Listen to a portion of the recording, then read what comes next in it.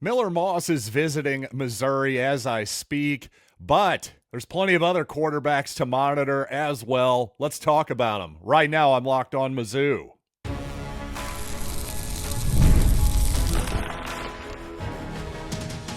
You are Locked On Mizzou, your daily podcast on the Missouri Tigers. Part of the Locked On Podcast Network, your team every day. Hey, all you true sons and daughters, I'm John Miller, your Mizzou mafioso and the central scrutinizer of Missouri Tigers football and basketball. Today's episode is brought to you by Gametime. Download the Gametime app, create an account, and use code LOCKEDONCollege for $20 off your first ticket purchase. And one thing I want to ask all of you Missouri fans, obviously in this day and age in the portal, you'll take any good player you can get, except what if that player is a former Kansas Jayhawk? Also, it's become rather clear to me that Dennis Gates is really malleable as a head coach, and I want to give him a ton of credit for that a little bit later in the program, but I do want to start by talking more about, yes, the Missouri quarterback position. What else are we going to lead with at this point, especially with former USC quarterback Miller Moss visiting Missouri right now, by all reports, and he's going to leave later today, as all the reports this afternoon, and begin his official visit with Louisville. All indications are those are going to be Moss's two visits here. So if you're thinking about it from his perspective, what would you want? What do you want if you're Miller Moss? Because to me, if I'm looking at this as a non-Missouri fan, let's just say I'm Miller Moss's dad or something like that, and Missouri isn't involved. Let's take an analogous program like South Carolina, for example, a similar SEC program to Missouri. Not perfect comparison, but close enough for government work.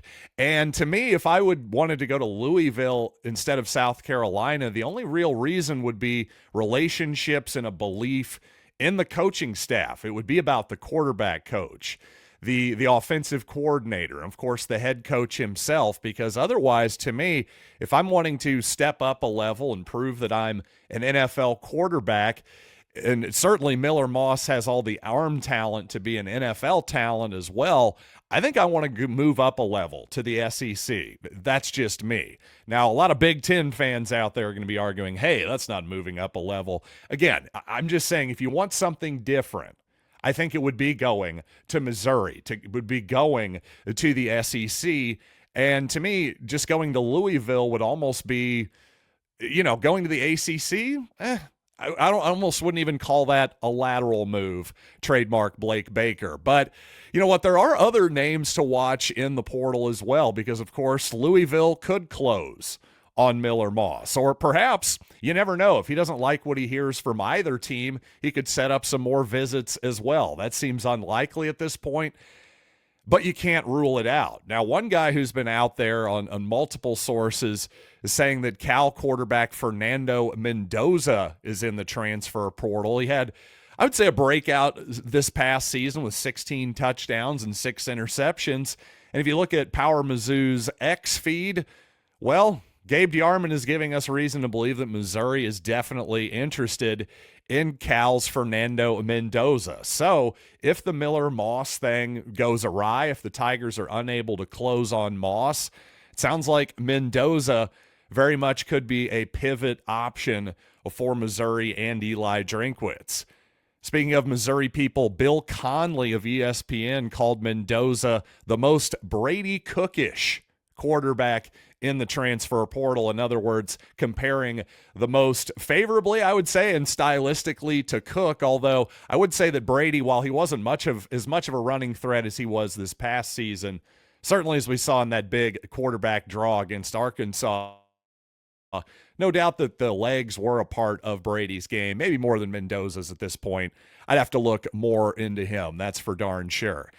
And at least most of my listeners seem really positive about Moss. There are some, though, that are on the other side saying negative things, saying that no, there are even guys like Jackson Arnold would be preferable, a more running dual threat style quarterback.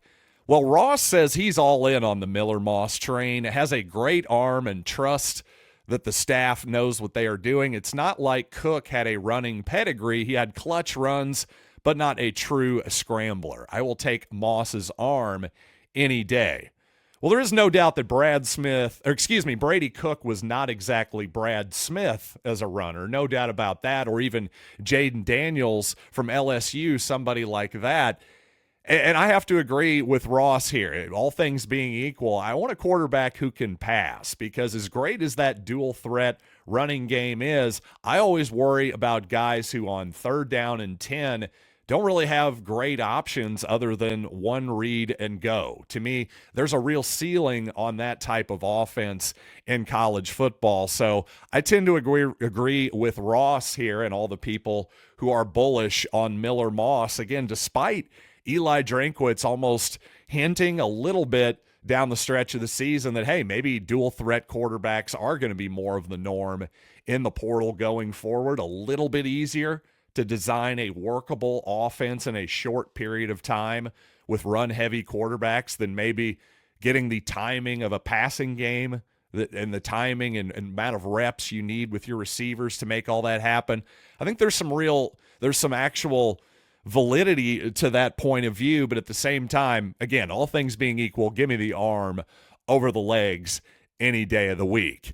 But speaking of arms, well, Missouri also saw Mississippi State freshman Michael Van Buren up close at the quarterback position recently. And he's also entered the transfer portal as well, though I'm not sure of any level of Mizzou interest or vice versa for that matter. Not sure if Van Buren is particularly interested in Missouri or not, but I think he's a really interesting guy that a lot of Missouri fans are bullish on as well. Also, another listener, Damian Stark, says, let's go after Maalik Murphy. And in case you aren't aware of Maalik Murphy, well, Murphy led Duke to a 9-3 record this season, also set its touchdown pass record this season with 26 against 12 interceptions and nearly 3,000 yards passing. So indeed, Maalik Murphy, who would have a couple years left to play, is a very, very sturdy quarterback at 6'5", 230 pounds, definitely has a lot of pro tools in him. I think he's an interesting player to be sure as well, but again, much like Michael Van Buren, formerly of Mississippi State, at least presumably formerly, maybe I should say, much like Murphy, I'm just not sure of the level of interest, but I'll just say I'm definitely interested in both guys, probably in the order of Murphy, then Van Buren. But let's hold up on the deep dive until we get some indications that maybe there's at least a Missouri visit or something on the horizon. Now, one thing strategically that I'm pretty sure Eli Drinkwitz and I see eye to eye on is that in the portal and in high school recruiting as well, you can never get too many offensive and defensive linemen. And in particular, I think in the portal, Missouri has done rather well at the defensive line position. Obviously, you can never have enough pass rushers, but what if said pass rusher on the market was a former Kansas Jayhawk pass rusher? Does that change the calculus for you just a little bit? You know what? I'm going to talk about that on the other side of this break, and a bunch of Missouri basketball to get to as well here on Locked On Mizzou. But first, I want to tell you about Gametime because I love live basketball. Of course, the Missouri-Kansas game was completely electric. And if you want last-minute tickets to Mizzou Arena, Gametime is the place to go. Also, if you're an NBA fan, you happen to be traveling about, maybe you just live in an NBA city, no better place to see live NBA basketball. I love that stuff, to be honest with you. You should check it out, too. And if you do, you got to use Gametime, where they take the guesswork out of buying tickets. Download the Gametime app, create an account, and use code LOCKEDONCollege for $20 off your first purchase. Terms apply. Again, create an account and redeem code LOCKEDONCOLLEGE for $20 off.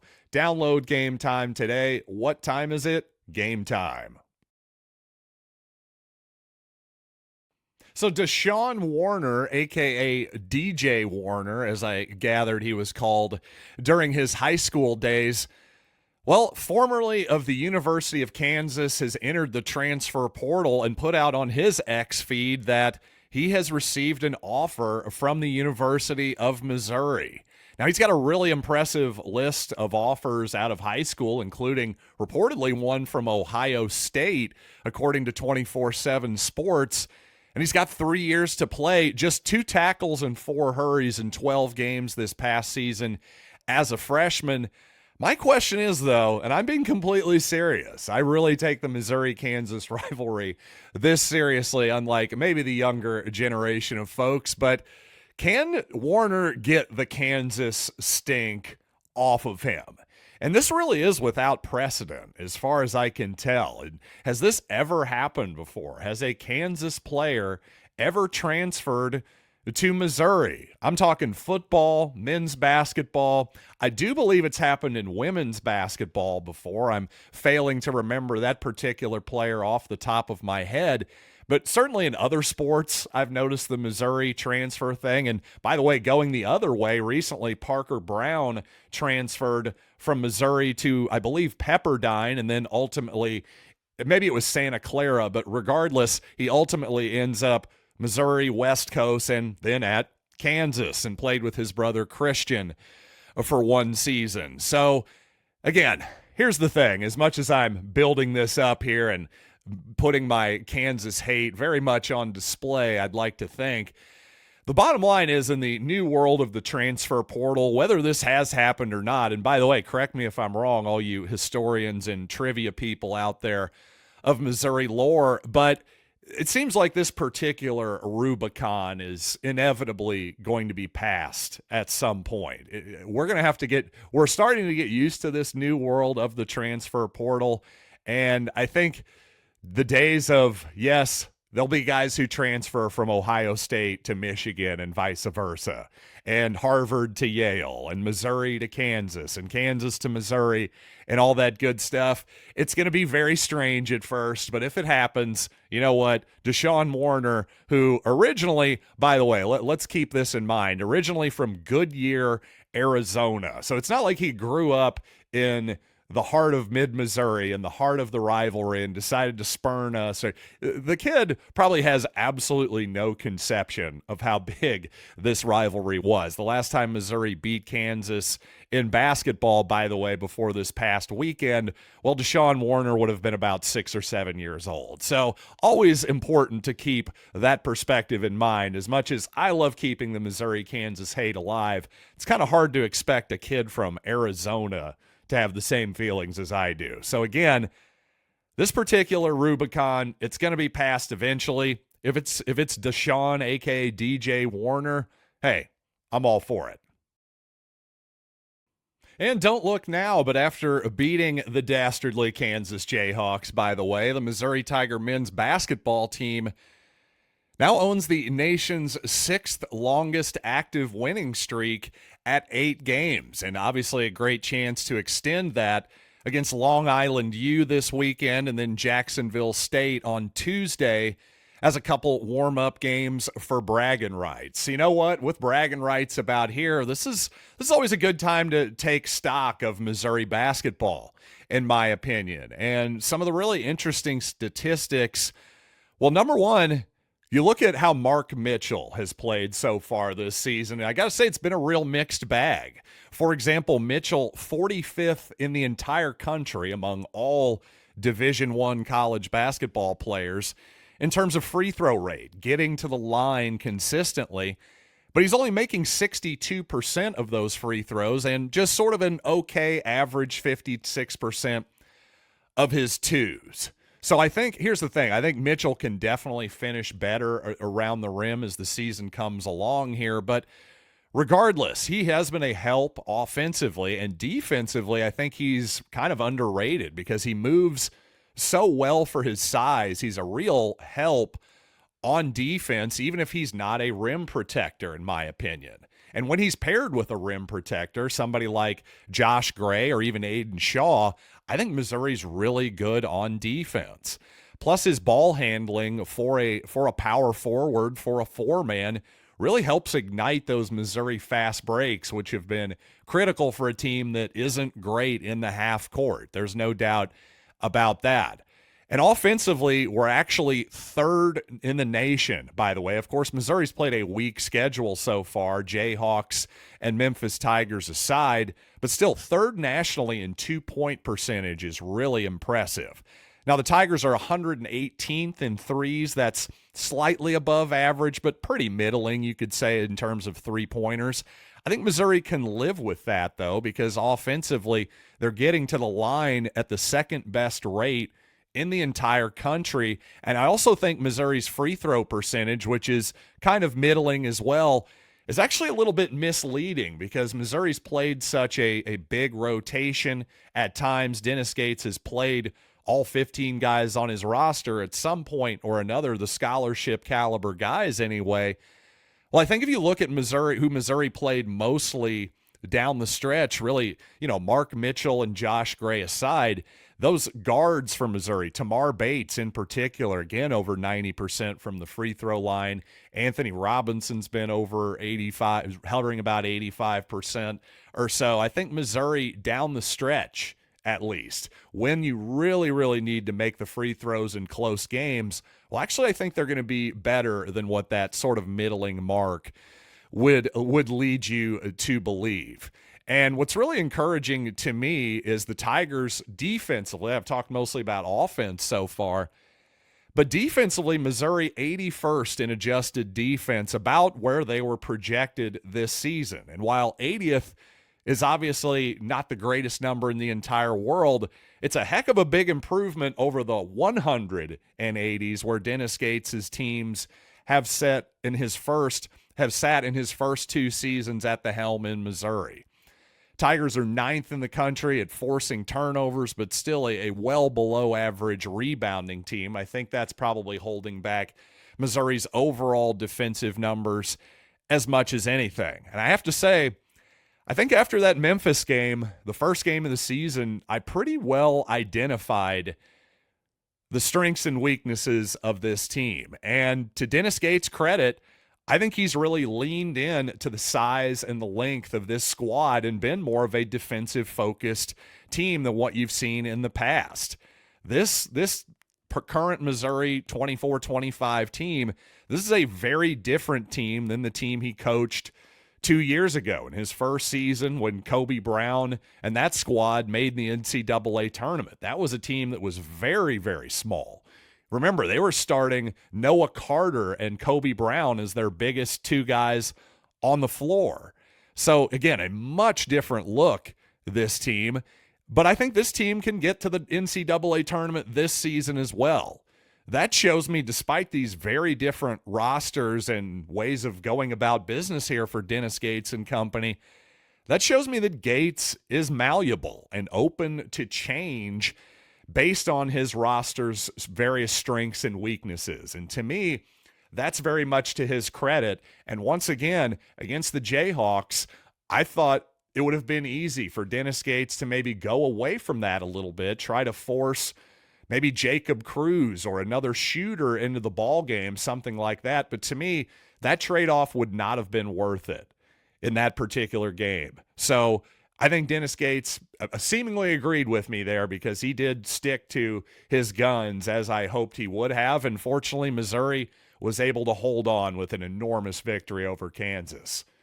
Gates deserves a tremendous amount of credit for that, no question. And coming up, more Mizzou hoops, including a reason to get me to go to the LIU game this weekend, as well as some really promising stats about a Missouri true freshman. But first, let's talk FanDuel, because you got to get ready to tackle the NFL with America's #1 sports book. That is FanDuel. Right now, new customers can bet $5 and get $150 in bonus bets if you win. The FanDuel Sportsbook app gives you everything you need to place live bets on the NFL all in one place. So when you get a hunch in the middle of the game, you can check out the latest stats, view live play-by-play, and so much more on the same page where you place your bets. Just visit FanDuel.com to join today. You'll get started with $150 in bonus bets if you win your first $5 bet. And I got to say, Missouri, -3.5 over Iowa, give it to me. I'm not scared. Again, never waste a hunch and make every moment more with FanDuel, an official sportsbook partner of the NFL.